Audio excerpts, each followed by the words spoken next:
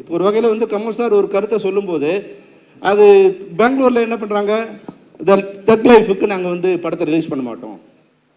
உடனே இப்போ நம்ம சகோதரர் சீமான் என்ன சொல்கிறாருங்க, நான் கேஜிஎஃப் படத்தை ரிலீஸ் பண்ண மாட்டேன். இப்போ சினிமாவுக்குள்ளே அரசியல் வராமல் இருந்தால் சினிமா நல்லாயிருக்கும். சினிமா அது தன்னைத்தானே காப்பாற்றுக்கு. நீங்கள் உங்கள் வேலையை பாருங்கள். ஒருவேளை நீங்கள் வந்து அங்கே இருக்கிற கன்னட அமைப்புகள் வந்து கமலஹாசன் சாருக்கு நீங்கள் வந்து எதிர்ப்பு தெரிவிக்கிறதா இருந்தால் மக்கள் நீதி மையம் இங்கே வந்து நாங்கள் ஓட்டு போட மாட்டோம்னு சொல்லுங்கள். அதுதான் வந்து சரியான அவர் அப்போ வந்து சரியாக இருப்பார். ஆனால் நீங்கள் தமிழ் படத்தை ரிலீஸ் பண்ண மாட்டோம், அங்கே இருக்கிறவங்க தமிழ் படத்தை ரிலீஸ் பண்ண மாட்டோம்னு சொல்கிறதும், பதிலுக்கு நீங்கள் எங்களை சப்போர்ட் பண்ணுறதா நினச்சி நான் கன்னட படத்தை ரிலீஸ் பண்ண மாட்டேன்னு சொல்கிறதும் இன்னும் பிரிவினை தான் அதிகமாக்குமே தவிர வந்து அது ஒற்றுமையை வளர்க்காது.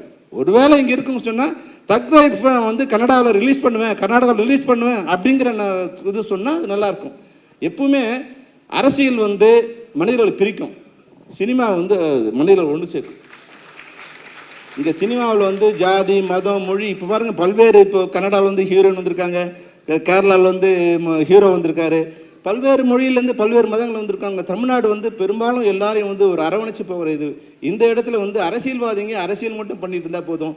தமிழ் சினிமாவில் ஏற்கனவே நிறைய பாலிடிக்ஸ் இருக்குது, நீங்கள் வேறு பொலிட்டிஷியன்ஸ் உள்ளே வந்துட்டிங்கன்னா இந்த சினிமா இன்னும் மோசமான நிலைமைக்கு போய்டும். அதனால்